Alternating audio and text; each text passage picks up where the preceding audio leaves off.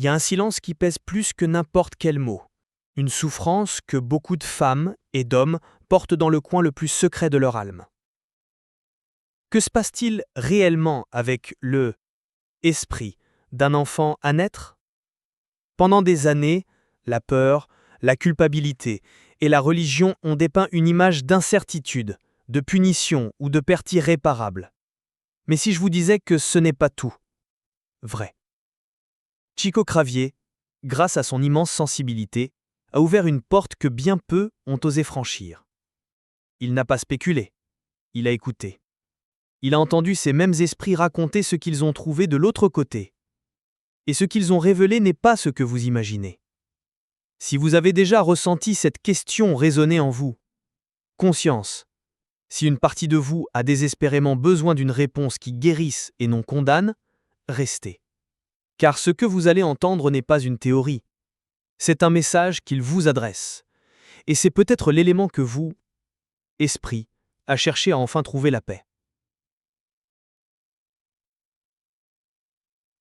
Souvenez-vous au plus profond de vous-même, comme l'écho d'une chanson oubliée, que le lien entre une âme et son futur corps n'est pas un acte soudain, un éclair dans l'obscurité. Il ressemble plutôt à l'aube, qui colore lentement et délibérément le ciel, sans hâte. L'union de esprit à matière est un tissu sacré, une broderie de lumière tissée fil par fil au fil des mois d'attente. Chaque cellule qui se forme, chaque battement de cœur qui commence, est une invitation, un appel subtil à cela. Alme s'approche. Le vrai de ce processus, murmuré à travers la sensibilité de visionnaires comme Kardec, nous montre que la vie n'éclate pas, mais se niche avec une infinie délicatesse.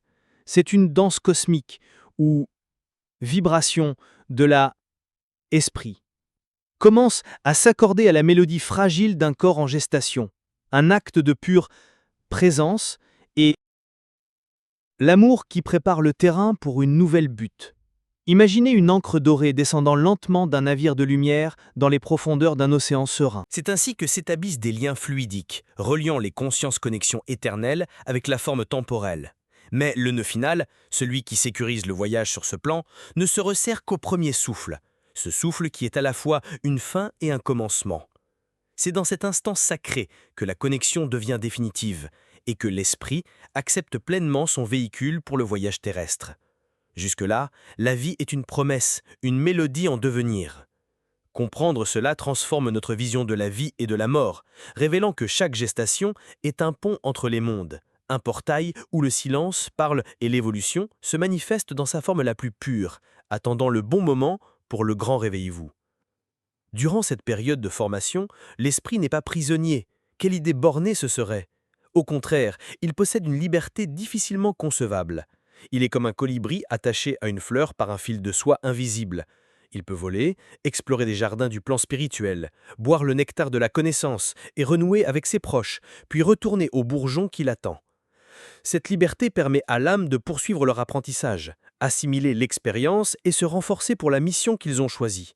Ce va-et-vient explique ce sentiment profond, presque mystique, qui unit une mère à son enfant à naître. Ce n'est pas seulement un lien physique, c'est un dialogue d'âme, une réunion constante qui se produit au-delà des sens, tissant une connexion que ni le temps ni la mort ne pourra défaire. Ce processus graduel est un acte de sagesse divine, une préparation mutuelle. L'esprit s'acclimate à la densité de la matière, à la limitation du corps, qui peut parfois ressembler à une forme de souffrance ou de nostalgie de leur foyer stellaire. En même temps, le corps en formation est imprégné de la vibration unique de cette âme, telle une éponge qui absorbe la lumière. Cette symbiose est essentielle à l'évolution des deux. La conscience s'élargit en acceptant le défi d'une nouvelle existence et la matière s'élève lorsqu'elle est habitée par une étincelle divine. C'est une leçon de patience, de rythme et de foi, une vraie qui nous invite à considérer la gestation non pas comme un événement biologique, mais comme le plus sacré des rituels, un acte de création où le but et la graine d'un avenir est planté. Réveillez-vous, ressentez cela pendant un instant, vrai, en vous. Cela ne résonne-t-il pas avec quelque chose que vous, Alma, le saviez-vous ? L'idée que la vie est un processus et non un simple changement? Les écrits de Kardec n'ont fait que mettre en mots ce que le cœur de l'humanité a toujours ressenti.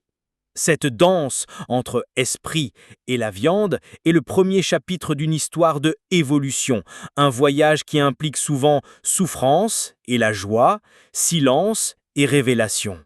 En comprenant la délicatesse de ce lien, nous commençons à voir avec un regard nouveau le mystère de l'existence, le caractère sacré de chaque commencement et l'incroyable résilience de l'esprit dans leur quête inlassable de croissance et réunion.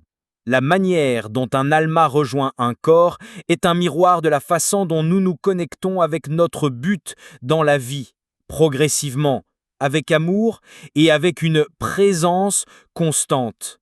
Maintenant, prenez une grande inspiration et laissez une vraie apaiser encore plus profondément ton cœur. Qu'advient-il de cette alma quand votre voyage dans la chair est interrompu avant même d'avoir commencé? L'esprit humain, habitué aux drames et souffrances, imagine un abîme de tristesse ou de confusion.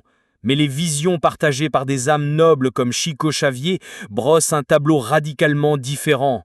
Elles nous révèlent qu'il n'y a ni traumatisme, ni douleur, ni abandon. Dès que le lien se dissout, esprit ne tombe pas dans un abîme, mais est soulevé, accueilli par une vague d'amour si immense qu'elle dissout toute ombre de peur. C'est un réunion immédiat avec des guides et des protecteurs.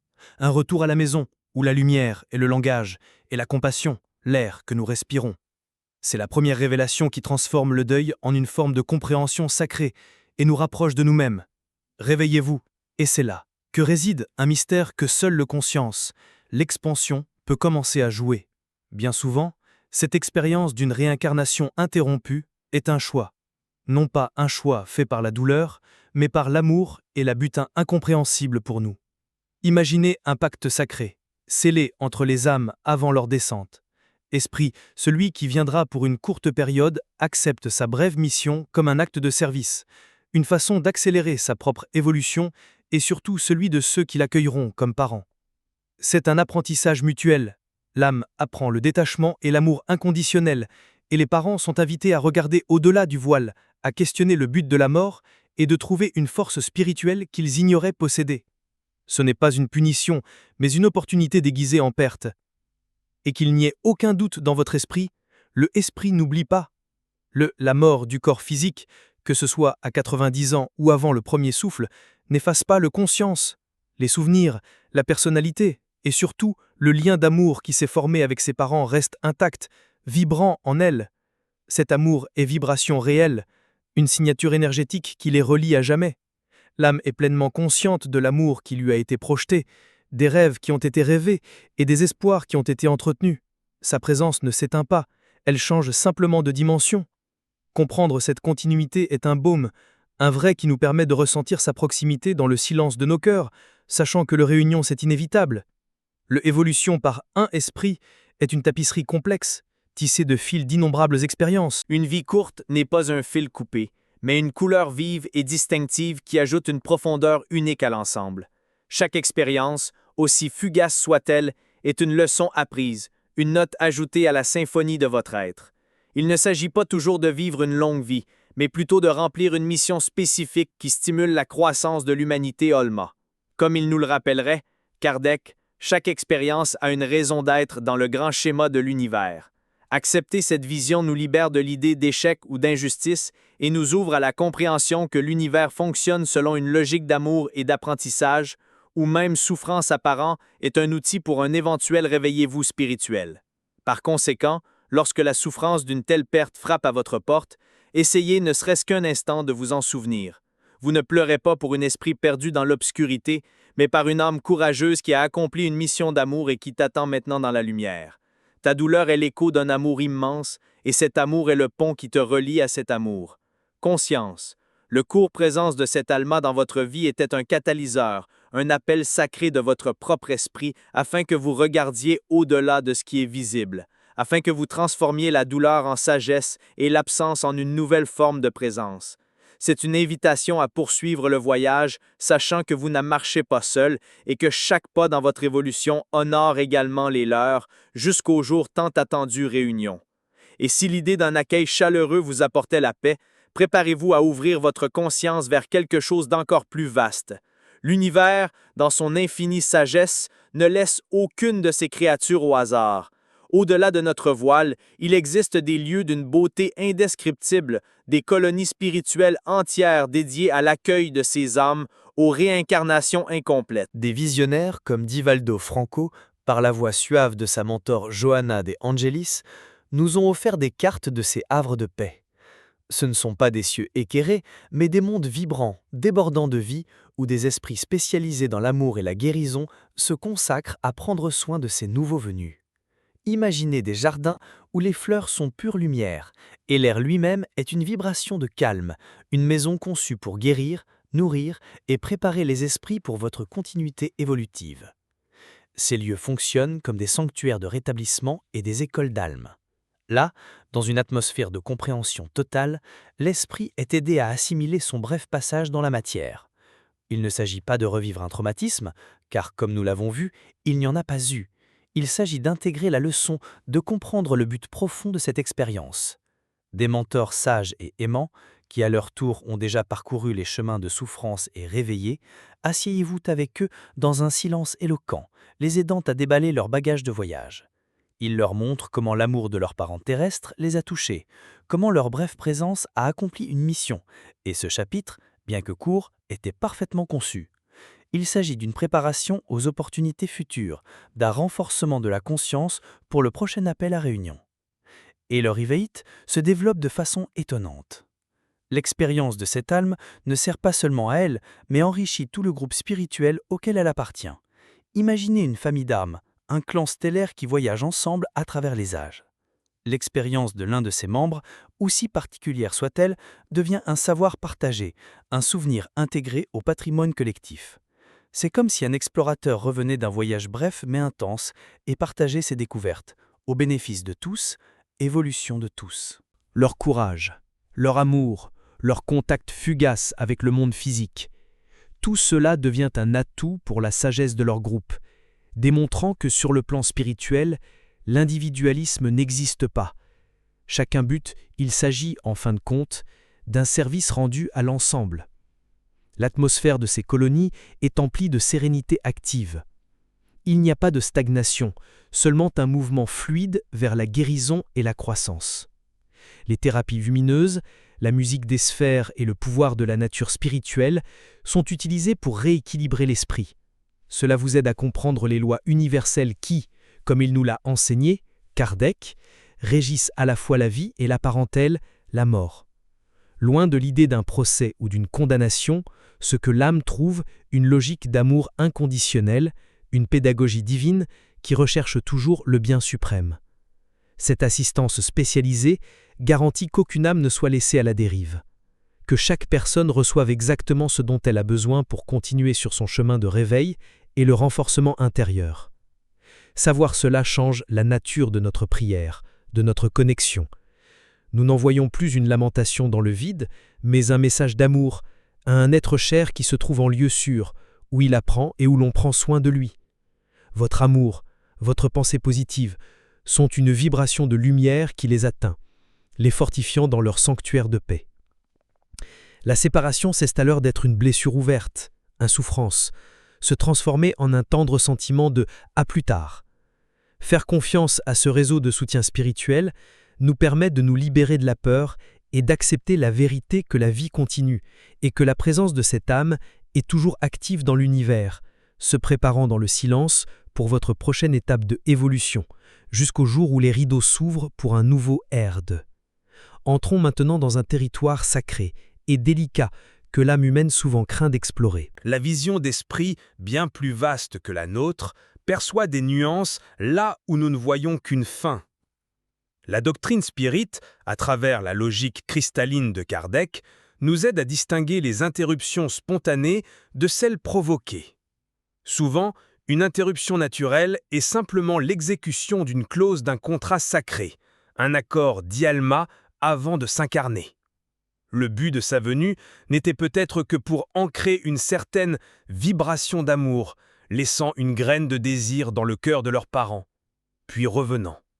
Ce n'est ni un échec, ni une tragédie cosmique, mais un plan divin parfaitement accompli pour l'évolution de tous ceux qui sont impliqués. Et là, respirez et ouvrez votre cœur sans jugement. Lorsque l'interruption est causée par des mains humaines, le spiritisme nous offre la plus révolutionnaire des vérités, la miséricorde infinie. Depuis les plans de lumière, les guides spirituels ne voient pas l'acte, mais le cœur qui le commet. Ils voient la peur, la solitude, le désespoir et la profonde souffrance qui a conduit à une telle décision.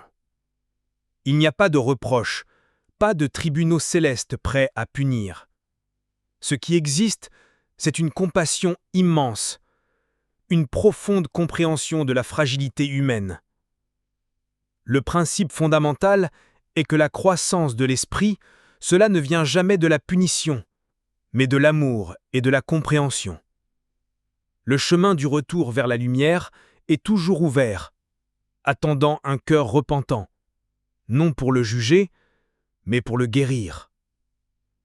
Souvent, dans un acte d'amour qui défie notre logique, un esprit élevé accepte volontairement une incarnation dont il sait qu'elle sera interrompue. Pourquoi ? Parce que son brève présence, son passage fugace, pourrait être le seul événement suffisamment puissant pour provoquer le réveillot spirituel chez leurs parents. C'est un sacrifice d'amour. Cette âme, elle s'offre comme l'étincelle qui allume la flamme de la recherche intérieure. La perte, la douleur, la question du pourquoi devient un appel, un choc pour conscience afin que vous cessiez de regarder uniquement à l'extérieur et commenciez à chercher des réponses à l'intérieur. La mort d'un corps qui commençait à peine à se former devient ainsi la naissance d'une nouvelle perception spirituelle, une nouvelle but pour ceux qui restent. La loi divine est avant tout une loi d'amour et d'éducation, et non de punition. L'univers ne cherche pas à blâmer, mais à guérir les blessures et à promouvoir l'évolution. Quelles que soient les circonstances du départ, la réponse du monde spirituel est toujours la même: accueillir, protéger, comprendre la vibration de l'esprit. Le jugement est une création humaine, née de la peur et de l'ignorance. La vibration du plan supérieur est celui de l'acceptation inconditionnelle, qui nous invite à être plus bienveillants envers nous-mêmes et envers les autres. Dans la véritable justice divine, la seule chose qui compte est l'intention du cœur et le désir d'apprendre et de grandir, ouvrant la porte à un avenir de réunion dans une lumière plus vive. Par conséquent, si cette expérience a touché votre vie de quelque manière que ce soit, l'invitation n'est pas de porter une croix de souffrance, mais de le transformer en opportunité. C'est un appel à cultiver la compassion, d'abord envers soi-même. La présence de cette alma, aussi éphémère soit-elle, a laissé une marque indélébile sur vous, une graine de vérité spirituelle. Votre mission maintenant, votre but, c'est arroser cette graine avec le pardon, l'étude et la recherche d'une meilleure compréhension. Ce faisant, vous guérirez non seulement votre propre alma, mais vous honorez le voyage de cet esprit, élevez votre propre vibration et vous préparez pour le jour où, libéré de la culpabilité et de la tristesse, vous pourrez à nouveau vous embrasser dans un réunion plein de paix. Et enfin, nous arrivons à la vraie, le plus réconfortant de tous. Celui qui sert de phare dans les nuits les plus sombres de souffrance. Les liens d'amour, une fois formés, sont éternels. L'amour intense et pur d'une mère ou d'un père, projeté vers cet être, Alma, pendant la gestation, un lien énergétique se crée. Un fil de lumière dorée que rien ni personne ne peut couper. Pas même la mort physique. Ce lien est un cordon ombilical spirituel qui devient la garantie de réunion. La question n'est pas de savoir s'ils se reverront, mais de savoir quand et comment, dans des existences futures, achever l'apprentissage commencé ensemble. Cette certitude, défendue par la cohérence de la pensée de Kardec, est l'encre qui peut stabiliser notre alma au milieu de la tempête. Et ne pensez pas que la communication a été coupée. Cela, esprit bien-aimé, depuis son nouveau monde, essaie souvent d'envoyer des signaux, des murmures au cœur. N'attends pas de voix audible, mais apprends à ressentir sa présence dans le silence. Il peut s'agir d'une paix inexplicable qui vous envahit dans un moment de détresse, d'un rêve si vivant et réconfortant que vous le croyez réel, ou d'une série de synchronicités qui vous guident doucement vers la guérison. Ce sont vous, je t'aime, vous, je vais bien, envoyés par l'intermédiaire de vibrations de l'amour. Le but ? L'un de ces signes est là pour vous réconforter, vous rappeler que vous n'êtes pas seul et vous encourager à poursuivre votre chemin évolutif. Pour les percevoir, il suffit de calmer son esprit et d'ouvrir son conscience. Grâce à cette compréhension, le miracle se produit. La douleur de la perte, avec le temps, peut se transformer en gratitude. Gratitude pour l'amour qui a existé, pour le lien qui s'est forgé, pour la brève leçon que nous avons apprise. Sa présence a apporté dans votre vie. Chaque larme versée n'est pas vaine, c'est une prière liquide, une offrande d'amour qui parcourt ce fil d'or et renforce encore le lien avec cette âme. Ce changement de perspective est l'un des signes les plus clairs d'une véritable éveil-vous spirituel. C'est le moment où la conscience s'élève au-dessus de la souffrance et reconnaît le vrai immortel, cet amour est plus fort que la mort, et que chaque expérience, même la plus douloureuse, a un but divin. Ce lien est un pont à double sens. Tout comme ils vous envoient leur paix, vous leur envoyez votre force par chaque pensée aimante, par chaque acte de bonté que vous accomplissez en leur honneur. Vivez pleinement, trouvez la vôtre. Évolution. Trouver le bonheur n'est pas une trahison de leur mémoire, mais le plus bel hommage que vous puissiez leur rendre. De leur point de vue, ils ne veulent pas vous voir englués dans la douleur, ils veulent vous voir vous épanouir, nourris par l'amour que vous avez partagé. Votre croissance devient leur joie, votre réveil-vous dans sa réalisation. Le réveil-vous à la fin sera une célébration de deux âmes qui ont continué à s'aimer et à se soutenir à travers les voiles qui séparent les mondes. Donc au final, l'histoire ne parle pas d'une perte, mais d'un amour devenu éternel. Ce petit âme n'est pas venu pour apporter souffrance, est venu enseigner une leçon profonde sur la nature indestructible du spirit et la force souveraine de l'amour. Il est venu bouleverser votre monde afin que vous puissiez le reconstruire sur des fondations plus solides, celles de la foi, de la compréhension et de la certitude de la vie spirituelle. En l'embrassant, vérité, vous honorez sa mission sacrée. Vous trouvez un nouveau but sur votre propre chemin et transformez une blessure en un portail vers une conscience plus haut, sachant que chaque pas que vous faites vous rapproche du doux et tant désiré réveil-vous. Maintenant que le silence a parlé, que répondra ton cœur? Le vrai, comme vous le voyez, ne crie pas toujours. Parfois, il attend simplement d'être entendu. Si cela a touché une partie de vous, une fibre oubliée de votre alma, laissez un commentaire. Parfois, ce que nous partageons dans la lumière éveille aussi ceux qui marchent à nos côtés. Abonnez-vous si vous pensez qu'ici, votre esprit a trouvé un mot qu'il connaissait déjà. Et comme une promesse silencieuse pour notre prochaine réunion, nous vous attendons dans la prochaine vidéo où nous explorerons ensemble comment reconnaître les signes de vos guides spirituels dans votre vie quotidienne. L'invitation est lancée.